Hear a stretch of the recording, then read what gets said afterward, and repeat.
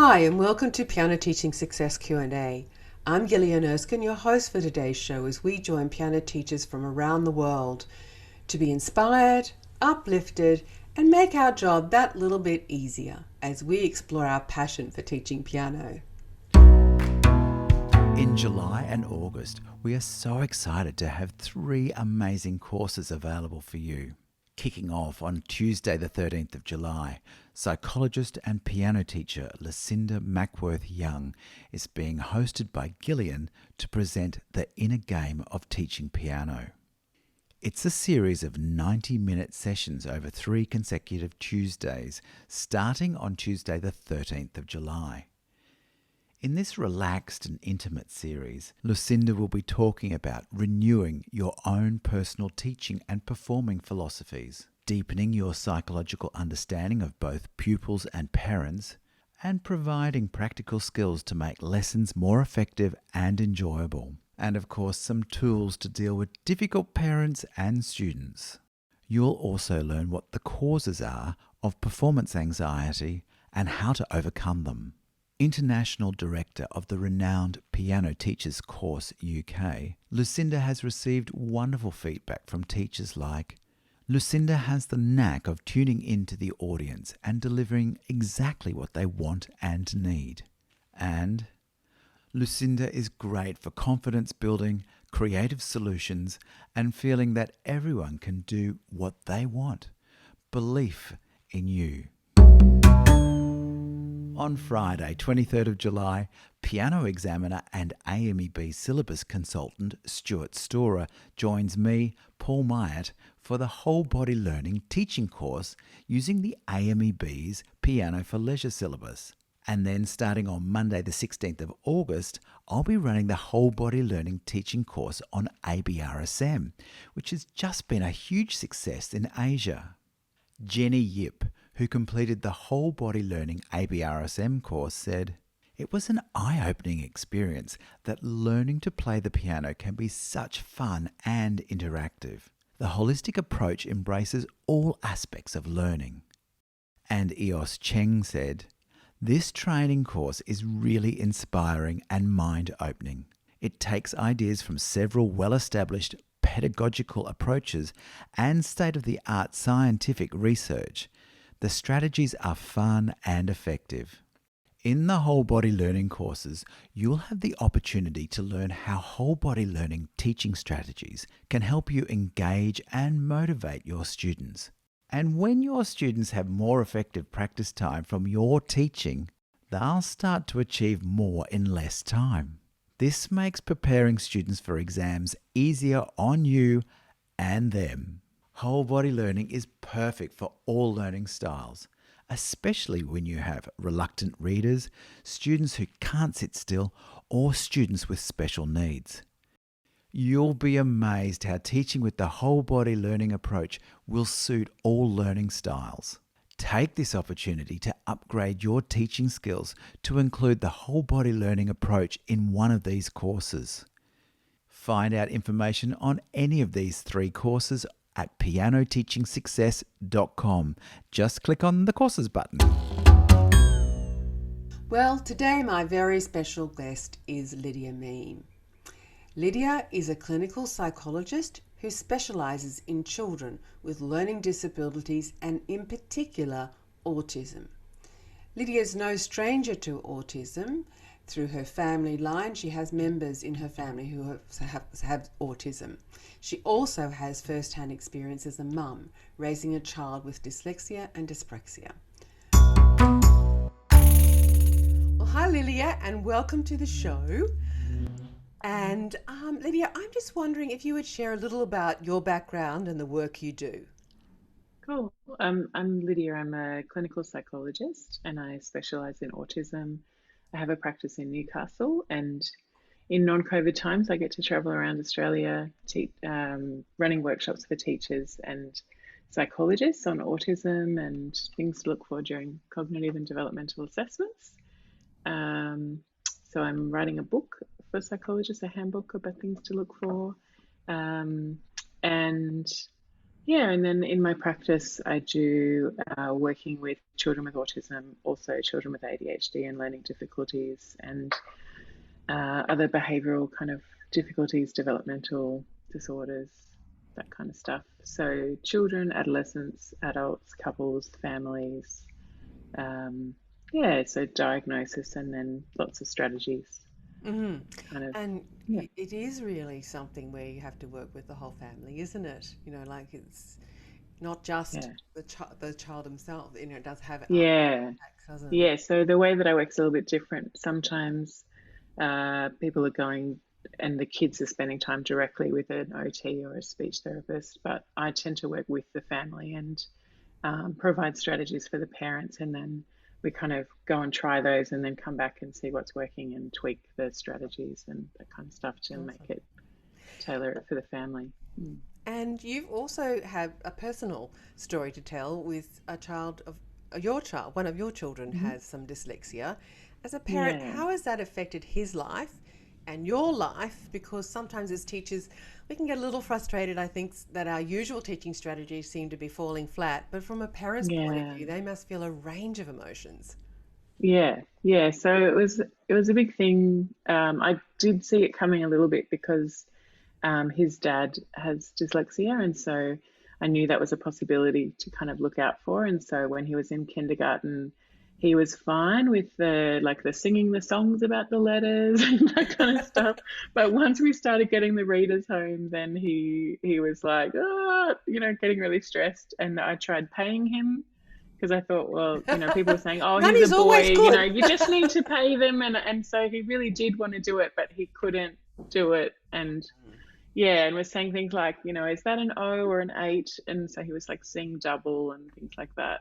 Uh, yeah, so we went through a bunch of assessments and yeah, and found out about the dyslexia. So, and he also has the dysgraphia, so difficulty with the handwriting and that kind of stuff as well, which explained why whenever I tried to get him even to sign a birthday card, I would just put the pencil in his hand and then shake the paper underneath to get him to do a scribble because he just wasn't interested. So his younger brother was drawing these beautiful pictures and he was like, no. So, It's heartening, I think that's heartening that you are like have all of this knowledge on board, everything about all this, but you're still doing the stuff that everyone would do, right? yeah, yeah. Yeah, and I definitely had that experience of going along to meetings at school and being told this is how it is, and them assuming that I had no idea about any of this stuff. And anytime that things went well, that was all them. And anytime things were going badly, that was all me. I'm like, look, I'm happy to go 50-50 here, but Oh, you yeah, must feel like it's sort of the blame. I mean, blame shouldn't even be in here, but like you can't help but feeling, oh, it's my fault. I don't know. yeah, Not that you can do anything yeah, about this or anything. Like, we just took on a situation we've got to kind of do our best with, right? yeah, yeah, Yes. yeah. And so we have the dyslexia on yeah, his dad's side of the family, and then in my side of the family, we have autism. So my kids don't have autism, but two of my nephews and my dad and my uncle and my grandfather all on the spectrum. So Mm. I'd kind of grown up with the autism, and yeah, that's kind of how I got into autism as well. How you became so interested in it, and your website Yeah, is called Understanding. autismunderstanding.com.au. Mm. Yeah, So, yeah. So there's and resources on there. I am so excited about what we're going to share with everybody because there's some really great stuff that we're going to do here. But Cool. before we get started, let's look at the various different um, learning difficulties and what they are, Mhm. because sometimes it can be even when I was doing the research for this, it's like, oh, I've got to get my head around how all of these things Yeah. are different from each other. So let's look at ADHD. hmm Yeah, so attention Attention. deficit hyperactivity disorder. So you can have a couple of kinds. So there's the inattention, which is the dreamy, floaty, looking out the window kids that are getting distracted, but they're not bouncing around the classroom and pulling everything off the cupboards and that kind of stuff. They're just quietly getting distracted and not noticing what's going on. And then when they go to do a test, there's nothing in there because they weren't paying attention at the time and it hasn't gone into their long-term memory, and they might have gotten distracted by an ant walking across the window or something, and that's what they remember from that lesson, not whatever you were trying to teach them. And then there's the kids with the hyperactivity and impulsivity. So they're very easy to spot. They're often very fast. You know them when you see them. They come in and they bounce off the ceiling.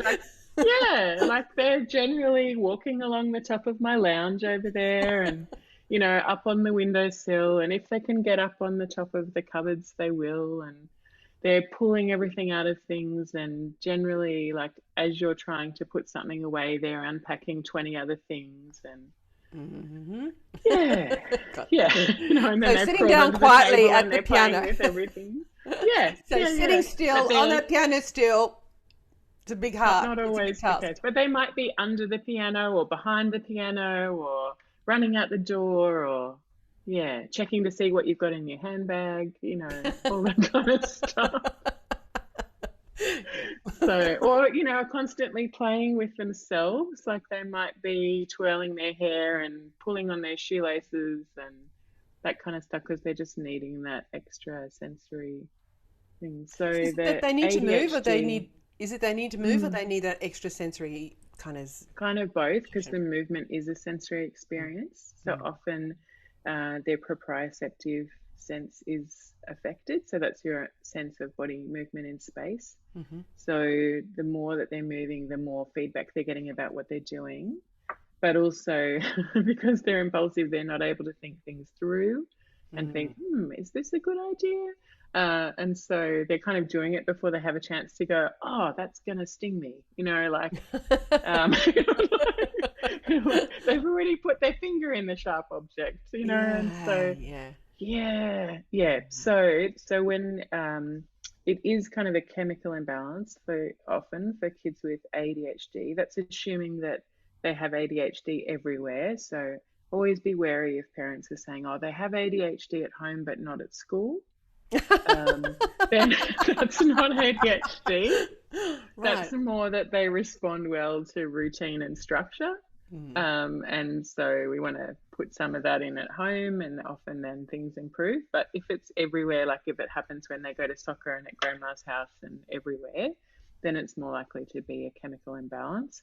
And so then you can trial stimulant medication. And really what that does is it speeds up their information processing, so that then it has a calming effect because they're actually able to get the full information from something before they move on to the next thing, and so they can start to make better decisions and sort of slow down a bit, take things in. It's kind of funny, isn't it, that they get a stimulant but to actually slow down. It's kind of, it seems counterintuitive to some. And it's interesting because that also can be a genetic thing, so it can run in families. And I was talking to a dad the other day, and he was in the army, and so he had like military grade stimulants for when he was out doing amazing things, and his supervisors were like, wow, that you're really calm in these really stressful situations. And it was because he was taking speed.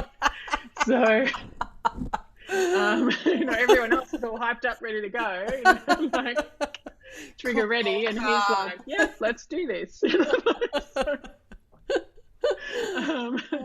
So and interestingly, his children, some of them might have some of that going on as well. So you can get ADHD from one side of the family, autism from another side. So with the ADHD, it's very fast in, fast out, the stimulant medication, and so within a couple of days you should be able to tell whether it's going to work or not.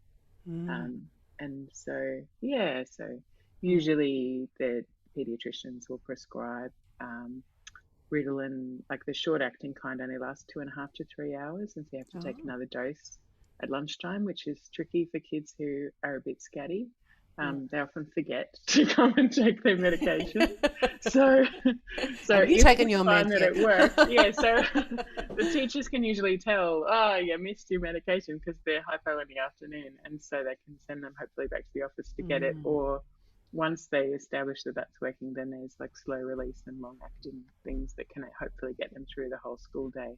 But they're probably going to wear off before they Yeah, I get was to going to say, you. because we're So often if seeing them you're after doing 4 school. o'clock in the afternoon or something, the Ritalin's gone by then, unless they have another dose when they get home. And I guess if you're finding that they just can't stop moving and you can't get them to sit at a piano at all, then you might want to talk to them about whether they would be comfortable to try it just on the piano day, to take another dose in the afternoon, and that's something they can talk to their pediatrician about. But otherwise, you might want to do as much as you can standing up and like jumping the beat, and asking yes and no questions where they have to run from one side of the room to the other or something like that to say yes or no, those kind of things, and then getting them to come and sit so that they're not having to sit for a whole half hour or whatever it is. Yeah. Actually, so Paul is, we were talking about this the other day, and he's saying with our 4-day classes, they're up to the piano, they're down to back to the keyboards, up to the whiteboard, back to the middle of your memory I've seen the activity, videos of that. I think you might have seen one as well. Awesome. Yeah. And they don't have any problem with that, And I was just we were also talking about, because he's actually had a number of children with learning difficulties in his classes, ranging from autism through to ADHD and that kind of thing. And I said, well, what about the ADHD? Because it's changing all the time. And he said, yes, but it's predictable after time. Yeah. And they have their own place, because he moves them around the classroom. Like they play it once here and then off to the next keyboard. And I said, how do they deal with that? And he said they're fine because they have one home that they come back to all the time. Yeah. So, and they're getting to know that routine, like, oh, when we do this, we go around in this way, that kind of stuff. Yeah. Yes, yeah. It is a routine. So even though there's such variety within that routine. Yeah. Cool. Yeah. So, right, let's move on to autism. Autism spectrum disorder. Yeah, so autism spectrum disorder is a big umbrella. So the old names for autism included autistic disorder and Asperger's and pervasive developmental not otherwise specified, so atypical autism, and a bunch of other kind of scarier labels like childhood disintegrative disorder and Brett's disorder. Oh. Yeah, you don't want that one. The CDD, it's luckily very rare, and I think it's really when you have autism that's caused by a genetic disorder that's degenerative, so you're losing skills. So I've only seen that my nephew probably would count with that. He has Albright's osteodystrophy, which is causing severe intellectual disability and autism and is terminal. But normally autism is not terminal. It's because his is caused by this very specific thing that's really rare. And I've met one other person who had that, where he would lose all of his skills every year in September for some reason. So it's quite normal for kids to lose their skills over Christmas because they're out of their routine for 6 weeks. Don't we know it? It takes them all of term 1 to come back and go, oh, what's a piano again? What's the sharp? Yeah. What note is that? Yeah. And often, like typically developing kids need a week or two to settle in, and kids with autism might need a whole term or a semester or something. But but to lose your skills kind of in the middle of the year is a bit odd. Yes. So, yeah. But most kids with autism don't have that kind of trajectory, so that's good. Yes, and there can be such a range, isn't it? Because they can be very verbal or completely non-verbal. Yeah. So you can have kids who don't have any language, and they might use pictures or signing or screaming or pulling you to what they want, different things. And so they would be very candidates for speech therapy. And then you have kids who can't stop talking, who are really intelligent and want to tell you all about their special interest and don't realize that you actually have an agenda of things that you want to do, like teach them how to play the piano. You might not want to spend the whole half hour talking about Transformers. So yeah. So then you want to say to them, you can tell me 2 things about transformers, and then we're going to do this, and then you can tell me 1 more thing about transformers, and then we're going to do this, and kind of break it up a bit. But I would be really specific with them, because like for teachers, you know, often they'll say, oh, you can tell me at recess about that, and then they have a friend who comes into the staff room with them and wants to tell them all about stuff. So you have to kind of be quite specific and let them know what the end point is.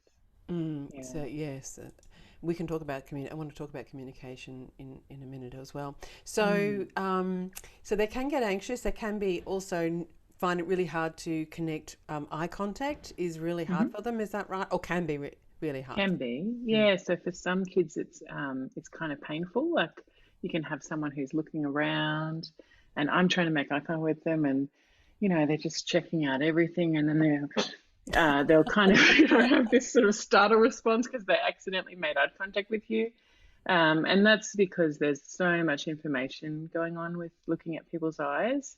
It's kind of overwhelming for some kids. So for some kids, often people say things like, look at me so I know you're listening, but actually the looking at you might mean they can't hear you anymore because it's taking all of their processing to look at you.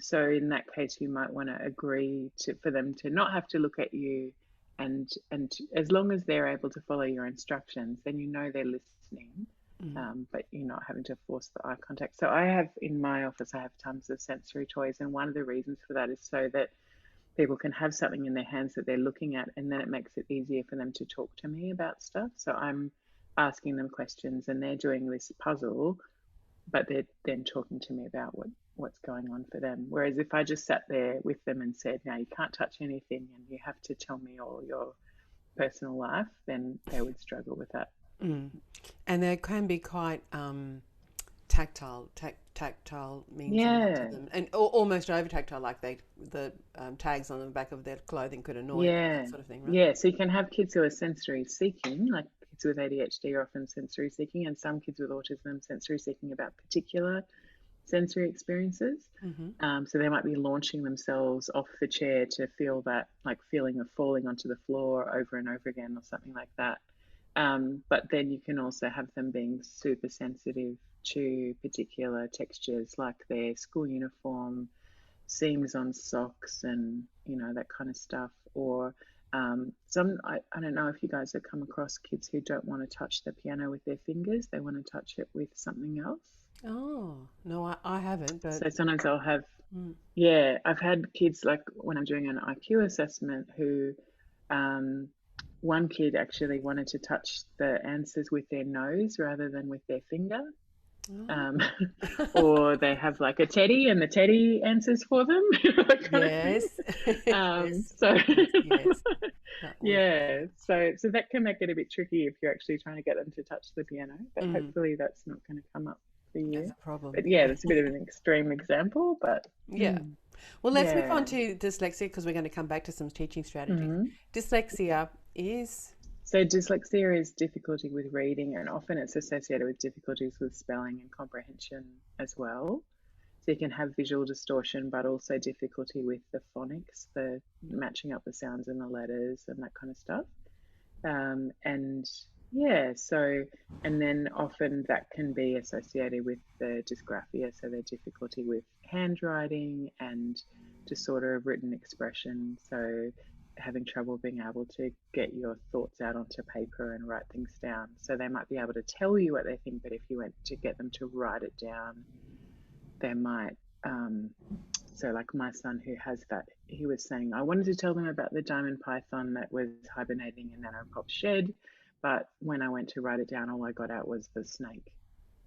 So in the time, because it was just taking so long to physically write the letters, so he was having to kind of simplify what he wanted to say. And so he, you know, and so his teachers were like, well, he asks really good questions, you know, he just doesn't want to do the work. And I'm like, no, he really does have it in there. If you ask him, he'll tell you. Or it might be that he needs to say it into a microphone, or sometimes you can get kids who are really anxious about making a mistake. So if you give them a whiteboard and they know that they can rub it off, or give them letter blocks. They can spell it out for you with the letter blocks because they're not worried about the spelling so much, because you can just some kids are really sensitive, like about crossing things out or rubbing things out, because it doesn't completely get rid of it. Whereas if you have letter blocks or a whiteboard, you can completely get rid of the mistake. So, yeah. Very interesting. Yeah. And that one can be sometimes be a little trickier to. It's not as evident, is it? Do you think? Yeah. Dyslexia? Well, I've noticed, like, so my son with the dyslexia, he's into music, so he does drumming and guitar, and I've seen him because he can listen and he can play from memory, and he can ask good questions. The teacher's like, "Oh yeah, just go to bar 32 and we'll start from there." And he's like, "So is that the one that goes da da da da da?" And they're like, "Bar 32," and he's like, That was another way around this "Can one. you just?" And he'll be trying to play it or something and go, "Is this the one?" And they're like, "Just read it." And he's like, so yeah. So it's interesting because sometimes, like, his guitar teacher is lovely, and he says that he learns from the reading it and gets right into the way that it's written and all that kind of stuff. And so then, yeah, when he's talking to Ethan, he'll be trying to show him the stuff on the paper, and Ethan's like, I don't know. But then, then he'll his teacher will go, "Oh, I can see that you're getting confused," and so he'll show him another way, or show him a song with that in it or something, and be like, "Oh yeah, okay, I can do that." So Do they learn really good from you another too? way. Do they? Yeah. Yeah. And Yeah, so he's really a visual learner. He learns by seeing and doing, not by reading.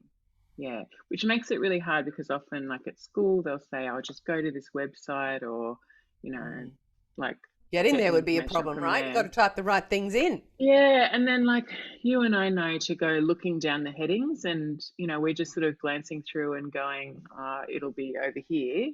He's having to read from the top, and he's exhausted, so he doesn't ever get to the part that he's looking for. So I have to sit with him and kind of help him find the index and go, what are we trying to find? Like, what kind of words would that be? Maybe it's this section. Let's skip down to that bit. So yeah, But there's but certainly, there's some amazing people that have found. I don't know even know how they do this. You might be able to tell us. They're doctors and they've got dyslexia. So and that's like, secretaries. Yeah, so they dictate. So they'll dictate their letters, and their secretary types it up for them. And they also, you can get textbooks on as audiobooks now. yes, but So I know yeah. some people who have dyslexia. They're not young, Mm. they're maybe Mm. 60 plus, and they went through a med degree, hard Yeah. yakka med degree. How Yeah. law degree? Yeah, I no, know someone who my went ex to is law an degree. accountant, and he has the dyslexia, and he just worked his butt off. So he would have to read everything 5 times to be able to take it in. And Wow. so he just did so many hours. Like, I saw him doing his masters, and it was painful. Yeah. Yeah. Yeah. But he did it. Like, he just kind of pushed through. And I think it helped that he was working in it already, and so it made sense to him in that way. But he just had to triple check everything. And still, like, if he's sending out letters to clients, he always gets someone else to check that it looks right and that kind of stuff. Yeah. They work around it. Yeah. Yeah. And I mean, one of my friends' son he's the one that is a lawyer, and she got onto it pretty quickly and did things like she thought drumming was actually really good for him, Yeah. and because it was that crossing of the midline thing, and coordinating of feet and Yeah. hands and things like that. And the other thing Yeah. she really swears by was getting him jumping on a trampoline. She really thinks Yeah. it's a difference. Yeah. We definitely did that with Ethan. So he was right into drumming, trampolining, surfing, and tennis. So the tennis also, the different hands and Crossing the midline. that kind of stuff. Yeah. So we would go to OT, and they would give us all this homework, and then a month later we would go back to OT, and we would not have done the homework, but he would have improved. And I'm sure that it was because he was doing dancing at school and drumming and, Mm. tennis and all these things. So he was actually like gripping his tennis racket and, that kind of, and the drumsticks. So he was getting that grip strength and things like that, And but maybe moving. not doing it. Yeah, and moving. Yeah, Moving yeah. is important Um, for these guys, right? yeah, yeah, really important. Yeah. And I find for him, the days when he has PE and music, he's fine. The days when he has all the academic subjects in a row and no music or sport. Yeah. Um, so, yeah, so we're just loading him up with as much music and sport as we can. Good for him, that music. Yeah. So there are Yeah. diagnosed and the undiagnosed. Yes. And there are students where the parents don't tell us because they're hoping we won't notice. Yes. And parents who are not ready to share it with the world. Yes. Yes. And there are Yeah. some who may not have a diagnosable condition necessarily, Mm. but they Yeah. just don't seem to learn well with our Yeah. standard reading. The standard way to teach piano is a read play approach. Look at the Yeah. music, read those dots, and they just and sit there Yeah. still. Yeah, So so if you have a kid who, if you ask them to sit still, that's going to take their full attention. It's really hard for them to make progress. yeah, So it might be that they don't have enough core strength, and so they're quite floppy, and they're kind of, falling over in the chair and that kind of stuff. And especially like on a piano stool, there's not a lot of support.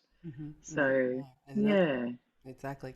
So let's get on to some teaching strategies and ideas that hmm can help us teach happier and more successful lessons with our students hmm and help them learn more effectively. So what are some key ones that perhaps work well with, or let's with look all at of them, them. what they, yeah, with all of them. Okay, so the main things that I would suggest is being predictable and using visuals. So letting kids know what's going to happen, because that'll reduce anxiety straight away if they know, and if you have routines about how you do things. So even if you're wanting to have, several different activities, but like when you do that activity, they get to know what the routine is of that kind of activity.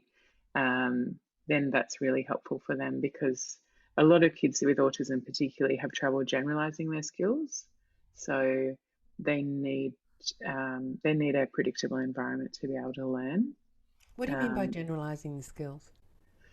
so a lot of the time, they're learning like in a perfect storm. So we did this thing, and it was a Tuesday, and it was raining outside, and I had my red jumper on, and I was sitting on this particular piano stool, and I know how to do this song now. The next time they come, it's not raining, and they're wearing a blue shirt, and they're sitting at a different, piano if they're in a group lesson. And, somebody, where we didn't do that song first in the lesson, we're doing it the second one. Is it really the same? Don't know. So that might be different. So we might have to learn it all again. Yeah. Mm. So kind of having that, trying to be as predictable as you can. So when you have that song, you might have a picture of that song. So, if it's a song, I don't know, about a bridge, then you have a picture of a bridge and go, hey, we're going to do the bridge song. And so they're like, oh, yep, I have seen that picture before. I know, I've done this before. And so then they can hopefully rewind to that bit of their memory, and it can help them with finding those skills again. Mm-hmm. Yeah. So predictability and having a visual lesson plan kind of. Yeah, yeah. So being able to see what's going to happen, and especially if there's a bit that they don't like, seeing that there's something they do like coming afterwards, that would be good. So mix it up. Yeah, yeah. But also just for them to know, okay, there's this bit that I don't like, but it's not going to be the whole time we're here. Like that's only Mm. one, you might be I doing just got three to get things or through it. four things or something. We've just got to get through that bit, and then there's that bit that I do like. Yeah. Hmm. So things like playing percussion instruments, that kind of thing might be something that they would look forward to, something tactile and Yeah. Yeah, yeah, doing different, the actions, and doing yeah, actions, moving yeah, around, maybe, yeah, w- doing a bit of marching maybe, yeah. like for different rhythms or something like that. Mm. Yeah, And what about non-verbal students? What are some tips on that one? yeah. So then the visuals are super important, and a lot of it. I guess you would want to have smaller class sizes and things like that. So a lot of people, I guess, would be doing one-on-one Yes, anyway. most of them I But do. yeah, but you would need to have a chat with the parents and see how are they communicating at home. So is it that they need real objects to understand? Like, do you need to show them the car keys to know we're going in the car, or listening to the sound of the water running to know it's bath time, that kind of thing? Or do they understand more than they can say? Like, do they have some receptive language, which is the comprehension of other people's language? So you can talk to them about stuff and they can smile and nod at you, but they're not going to say it back to you necessarily. Or yeah, do you need to use some keyword signing, or have some visuals of what you're doing? And I guess it's a bit like charades in the beginning sometimes with those kids. You have to kind of act it out, and you might you might say my turn, and you'll do something, and then you would touch their chest and go your turn, and then get them, like, put their hands on the piano and get them to have a go, and that kind of stuff. So it So, might just take a while for them to learn to copy you as well. and I was wondering about whether needed to take it back to more what we would do in our jungle music classes at early childhood, which is let's go back to basic things like musical skills, like beat. Let's put the Yeah, and let's play a drum to and let's march around and feel a beat and yeah, basic, more yeah, basic building block. yeah. And then even like learning to copy. So doing that like call and response kind of stuff. Hmm. So that, Yes. yeah, like they can, um, yeah, learn to take turns and that kind of thing as well. Yeah, Hmm. So be yeah, very patient. It's going to be slow going on that one. What yeah. about things like we often will play on little chime bars, like a little xylophone, and then we Mm-hmm. transfer that onto then as a pre-step before coming back to the Mm, instrument. Is that a useful type of a technique to do? probably, yeah, because um, I think like anytime they're seeing it and then seeing the same thing again, but using the thing that you want them to do, like if you're kind of breaking it down and the piano seems so huge, but Mm. you've got a smaller a Yeah. smaller one with just a couple of notes, then that might Yeah. make it easier at first, and then you can even like hold that up next to the piano and show them, okay, look how it lines up. No, that's Yeah, the bit. that kind of thing. Yeah. We also have, well, these little chime bars are single notes and you Mm. take them out. So you could, Oh, somebody cool. looking after three notes, you could just actually ask them Yeah, three notes. So that's probably useful as well. yeah, yeah. Cool. What about singing? Is singing often because very much for normal children, singing is a Hmm. fabulous way to if they can sing it, they can play it, is what we usually say. Yeah, yeah, yeah, Is singing useful for children with learning yeah. disabilities? It can be, yeah. So when I was working at a school for kids with autism, we would sing all the time, especially for transitions.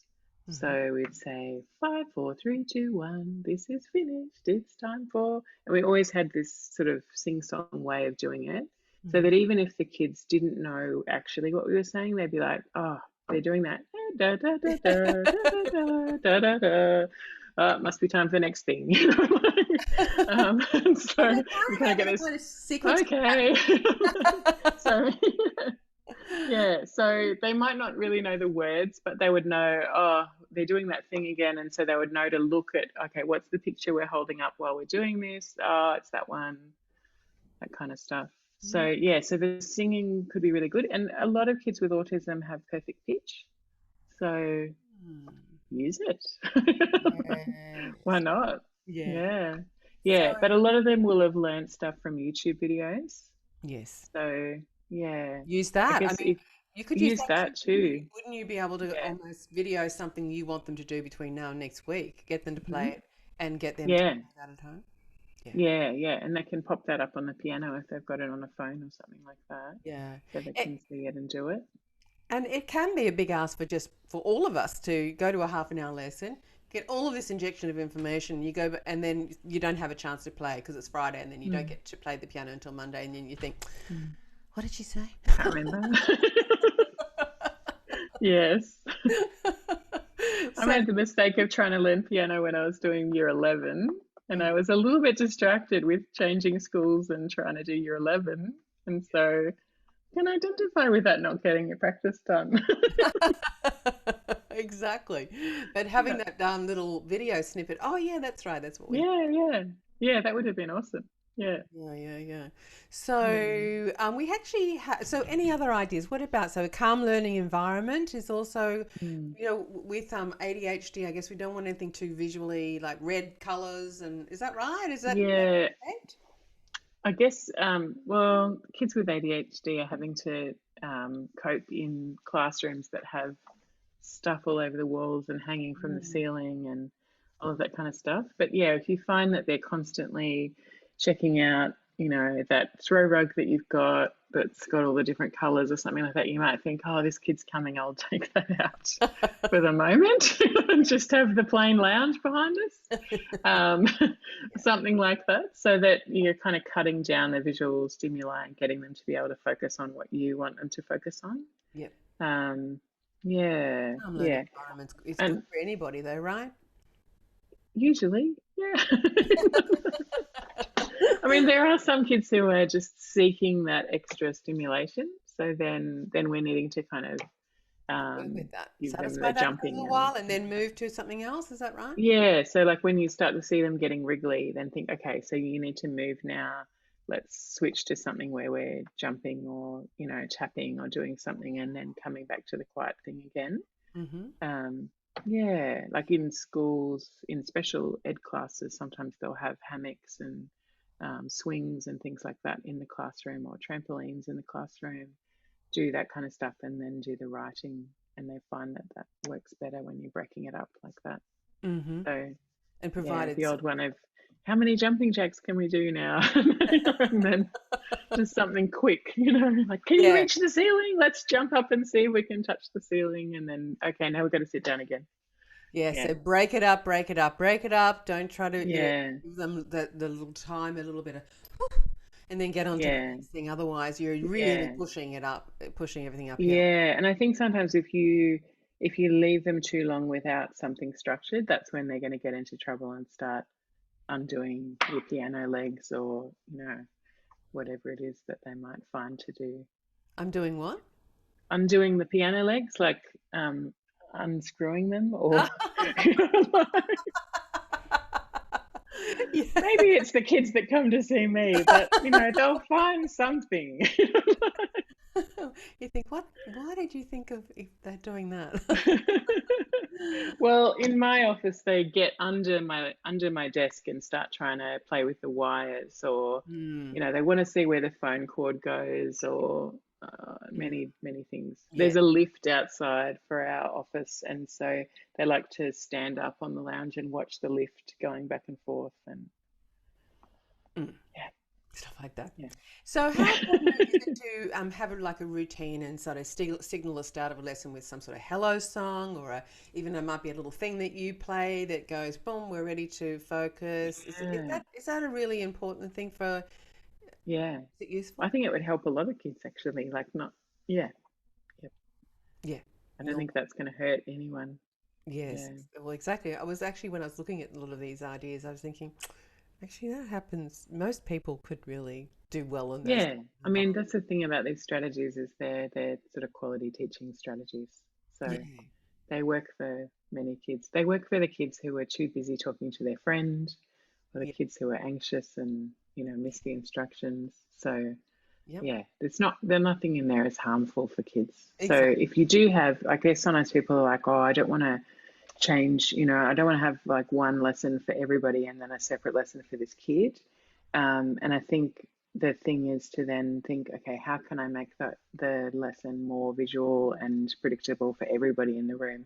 Because it's not going to harm them to No. do that. And then you're not singling out this kid and going, okay, everybody, this is what we're doing. Oh, and now, Charlie, this is what you're doing.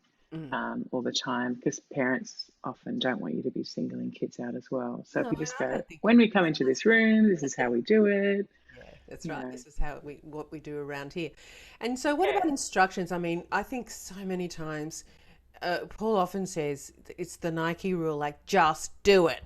Because he's yeah. quite So economical with words, Paul, but some of us like, yeah, yeah. That was the first thing I had to learn when I worked at the School for Kids with Autism, was don't use as many words. And especially like for typically developing people, we often have this, oh, isn't it lovely weather outside? And did you have a nice walk into the room? And we start this whole like chatting. And so for kids who are overloaded by verbal, you're actually making them work really hard before you even start the part. So like you don't want them to get too tired of the talking before you even start the lesson. Yeah. So yeah, so I tend to not ask tons of questions of those kids, like what did you do on the weekend, and you know the things that you would normally do to get rapport with kids. Often we're asking questions, whereas I would say that's a nice shirt, or Yeah. One. oh, you know, you've got a slinky, something like that. So I would make a comment, and you know, with kids who don't have a lot of language, I might just say slinky, or you know, I can see they've got a Spider-Man on their shirt. I'm like, oh, Spider-Man, but I don't make a big like lots of talking about it. And then the other thing that I do is I don't ask questions when I'm giving an instruction. So I don't go, would you like to come and sit down at the table? Because then often the answer is no. No. And that's, I did ask, you know. Look, we tell So, we do this with our class teachers. Don't ask them, would you yeah, like to? Would you like to? yeah, Yeah. No. it's time. No. Sit at the table, you know, like come sit. Or, yeah, Everybody so come then, to me. yeah, sit down, stop talking. Yeah, exactly. Yeah, so, yeah, And so the other kind one, of giving those instructions. yeah, the other one I really liked was keep instructions simple and do one at a time. Yeah, You know and what? actually This works for everyone, have a doesn't it? pause there for the oh, she's just said something. What did she say? Oh yeah. Oh, now I need to do it. Okay.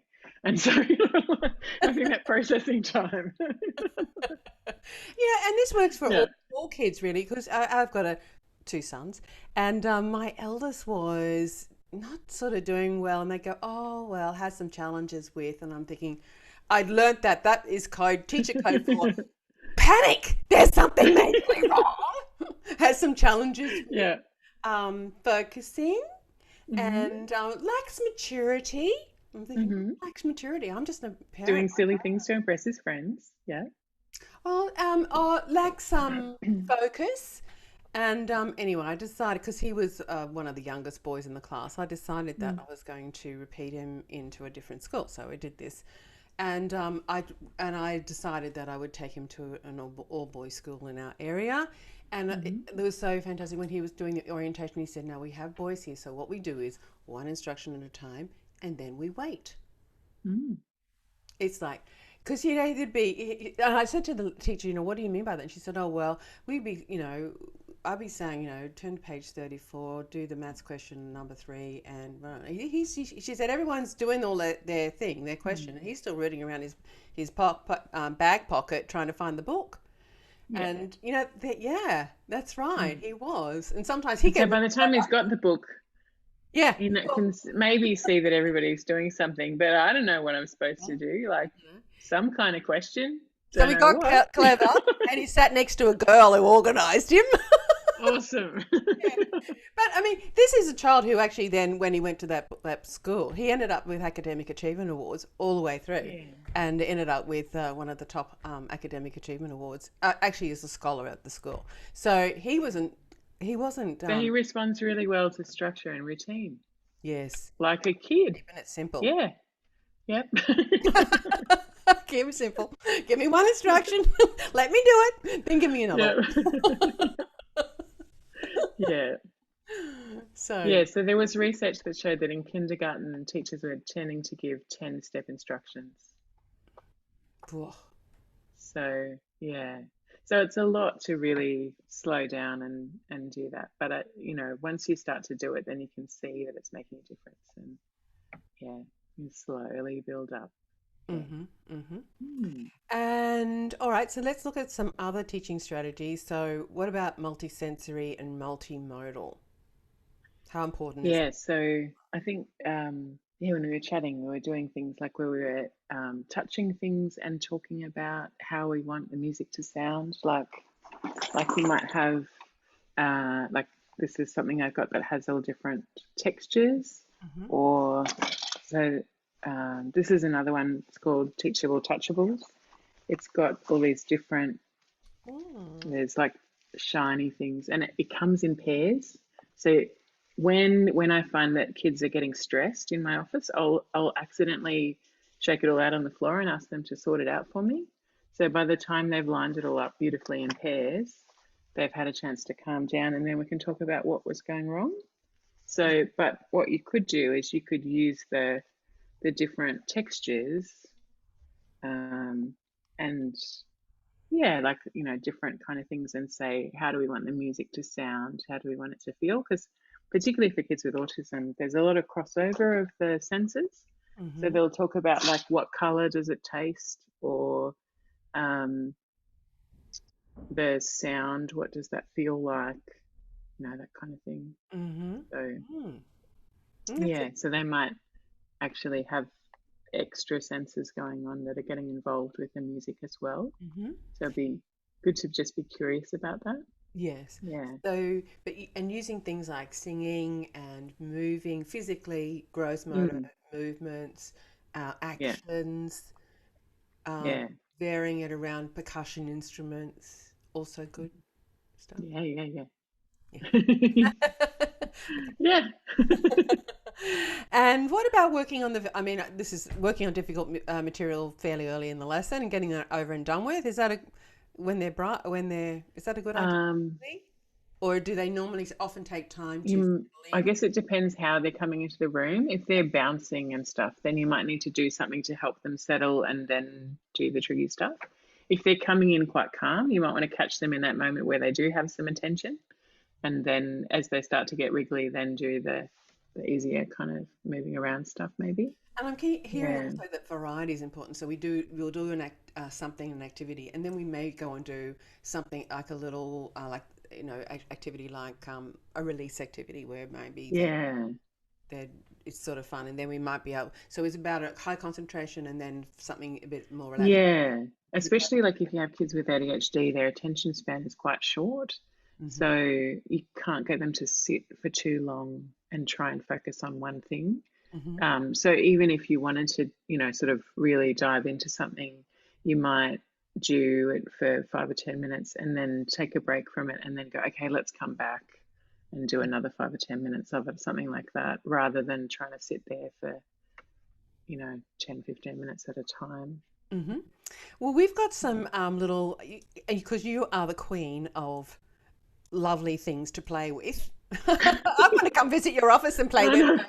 I'm really sad because of coronavirus, like my coffee table is quite bare at the moment, but normally it's full of sensory toys. And so, yeah, we just have ones that are easy to clean at the moment, but yeah. But it's really good to have some sensory toys. And I think, like, especially for those kids who are kind of aloof and indifferent, like who you're finding it hard to get rapport with, sensory toys are a super quick way to get rapport with kids and have that connection and have them happy to come into your room and all of that kind of stuff too. So we've got a couple of we've got some that I've took off your website and that I thought were particularly useful. So I love this one with finger joint hypermobility. This is just a little game. I had this for my kids. We do. Yeah. So the deal with this is that it can help with that getting the curve in your finger, so which you want to use for the piano, but also for handwriting. So if you're writing, you want to have that curve in your finger. Often what we see with the kids who have dysgraphia is they're doing this, or kind of having their fingers over the top or something a bit different. So you're just pushing down on this little tab, and if you have a curve in your finger, then it's going to jump higher. So you can try and get it to jump over each other, or jump into the bucket, or have races along the floor, or that kind of thing. And the nice thing about that is, like for the kids with autism, it comes in 4 different colors, and so they can line them all up on the floor for you and sort them out, stack them, so they're stackable as well. So again, if you have someone who's having a meltdown, you can just take the lid off and go, oh, whoops, that just got tipped out on the floor. Could you just sort that out for me? Oh, you're such a great helper. And by the time they've done that, then they've forgotten about, hopefully, or they can tell you about what's wrong, and you know, and it sort of breaks the circuit for Is them. it worthwhile like if you had a lesson plan for a child who was coming, it's autistic or what have you, to have some of those maybe even lined up on the coffee table or something, Yeah. desk or something around Well, this. and often what I do, like if they're really into, say they're into the frogs and they want to play with them every week, I would get them to choose a frog to come and listen to them playing on the piano. Mm, mm. So that then, oh, the frog wants to know how you do this one, like, Yeah, so yeah, so you we can do kind that of with use that to your advantage. yeah, we do Yeah, that with our little ones. We have like these little beanie baby little soft toys, and they're their little buddies and sit on the piano with beside them as well. They love that. yeah. All I'm over sure they listen to all sorts of stuff. Yeah, yeah. And they're always happy to hear it. yeah. That's a great one. And also on that thing of joint hypermobility, at episode 32, we did a thing with calling with monkey roundups and pull-ups and things like that. And there's a fabulous little illustrations in this book that have got this one here. Cool. And they're using that. So that's another idea for that, because they can often suffer from that kind of problem, can't they? Mm-hmm. Let's look at hand strength hypermobility. Yeah. Or this one, the TARDIS. I've heard you talking about this TARDIS, and when I found it, I went, Well, yes, this is a TARDIS. it's just a stress ball like any other stress ball. But being the TARDIS, the kids are much more interested in it. And yeah, I've had a whole bunch of different stress balls at different times, but having ones that are to do with their special interests really helps. Yeah. So having this kind of thing can help with because this one's fairly it doesn't just squish down to nothing, like it'll fight you a bit. So it's really good for building up your grip strength. And other things you can do with that is like squeeze bottles or water guns. I'm not so much of a fan of giving kids guns, but like you can give kids a water bottle and then get them to write their name on the fence, that kind of thing. So doing a bit of painting with water, that kind of stuff, just to build up their strength, and that's going to help them with their piano playing and writing and those kinds of things. And what about pencil grips for writing?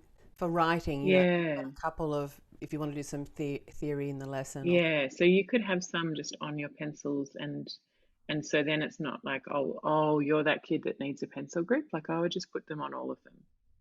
And because it's not going to hurt anyone else. So what kind of, can you have you got a pencil grip there? yes. Here's one I prepared earlier. Yes. Yeah. Where are we? Yeah. So it goes like that, and it has a flat section for your thumb, and then 2 spots for your fingers, and it just gets you into that the right position. Yeah. So there's a few different kinds. Those kinds of things are often prescribed by OTs, occupational therapists. But if you go to a sensory shop, or a lot of the OT websites will have,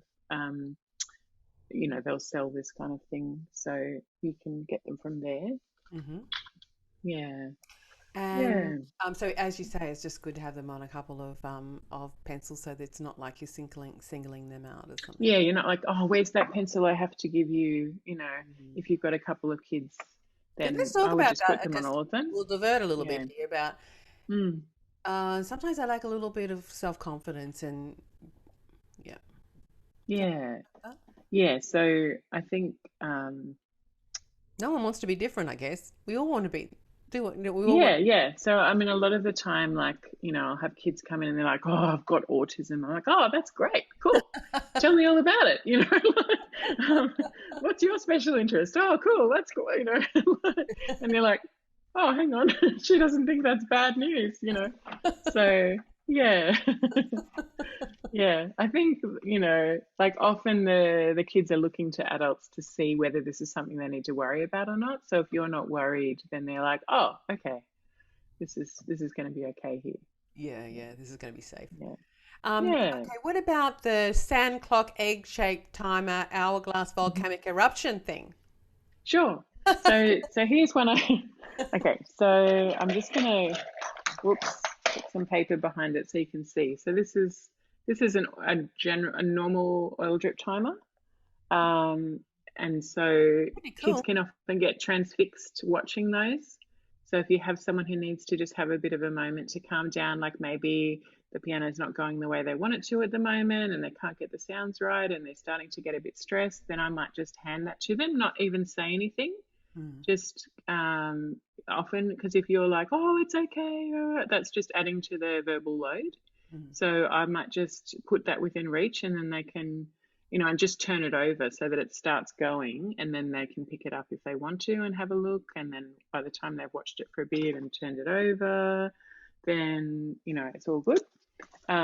If you want the fancy kind, you can get one that is, this one is a volcano. So it's just decided to go stormy, and then this is the thing for getting the kids with ADHD to sit still. If you can see down the bottom, you can start to see the volcano erupting a little bit. So the longer they sit without turning it over, the more it looks like a volcano erupting. And then once it's doing that for a while, then they can turn it over and it'll go all dark again, and then it'll settle down. So yeah, so I often use those. Posture. Let's have a look at some. What about posture? The air Yeah. cushions. Are they good? Oh, I better sit up. Yeah. Um, yeah, so there's bumpy cushions and there's wedge cushions that you can get. Often, again, those are prescribed by an OT, and I think you had pictures of those. Yes, I have pictures of those. We'll put them up on Cool. screen. Yeah. So those kinds of things can help, especially if kids are having trouble with their core strength and they're a bit floppy in the middle. Oh, lots of kids So have you got could. trouble with their core strength, not just kids with learning difficulties. Oh, yeah. It's really common. Yeah. So, and especially like if you see younger kids who are doing W sitting, so they're sitting on the floor and their bottom's on the floor and their knees are behind them, like they're okay, they've got their knees tucked up like that. So they've got both knees behind them, but they're also sitting on their butt. That means that like their hips are way too loose. So that's not good for them either. We need to try and get them to come and bring their legs around the front. But it's another sign that they might need OT because they probably got loose ligaments and that kind of stuff. And that loose ligaments could be also in the finger. Yeah, so depending on which ligaments it is, whether it's the ligaments in your fingers or the ligaments in other parts, then that can impact on different things. So often you might notice that the kids who have the difficulty with their hands, that they've got long fingers. So piano fingers, we were told. Piano fingers. Piano fingers, yeah. So my son, we were joking when he was a baby that he was going to be a piano teacher because he had long fingers. And we just thought, oh, cool. He'll be able to reach the fingers, the keys on the piano.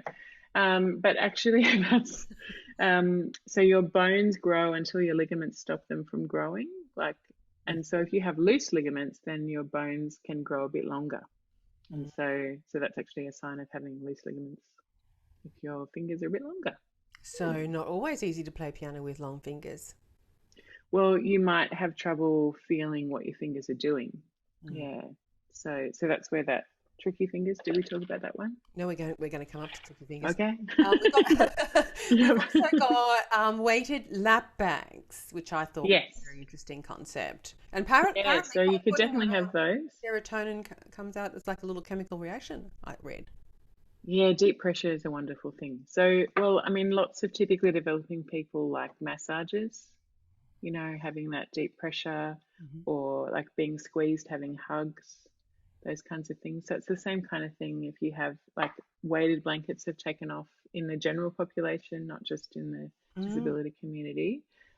People quite like, like if you might know some people. I had a yoga class and we have to put a Zafu cushion on our tummies when we're doing at the end. Yeah. And things like, some people, when they're going to bed, they like to really tuck their sheets in tight. So that's another deep pressure kind of thing. Or they like to have a heavy doona or something like that. So, so it's a human thing. It's not necessarily a, disability thing, but it can be really helpful for kids to have that awareness of what their body's doing in space if they have something weighted on their lap for sitting. So you can get fancy ones, or you can just get a wheat pack and sew some little googly eyes and a mouth on it, and then it's a lap dog that comes and sits on your lap. It's fun. Yeah. So the other thing you can do, I have seen ones that go for your shoulders, but I'd be careful about those because you don't want to have something that's so long that you can grab it and cross it over and start choking We need yourself. that freedom of movement up in our shoulders and what have you. We really want, I mean, restless leg. I saw that it actually was good for restless leg syndrome. And sometimes you do get Yeah. a child that will sit at the piano and there's a little. Yeah, they might be kicking and that kind of stuff. Oh, yeah, Yeah. they So all something do. like that might be helpful, but I wouldn't put stuff on their No, shoulders. no, not good for them for piano. Cool. And yes, now we're going to talk about Tricky Fingers puzzle. And you've got one Okay. there. Yeah, I do. I was thinking it would be good for finger It's dexterity and noisy. perhaps pattern identification. What other things? Yeah, pattern identification. Yeah, so it comes with a bunch of these cards. It was designed by an OT. So there's these little cards. So the white ones are representing where you don't have a ball in the holes.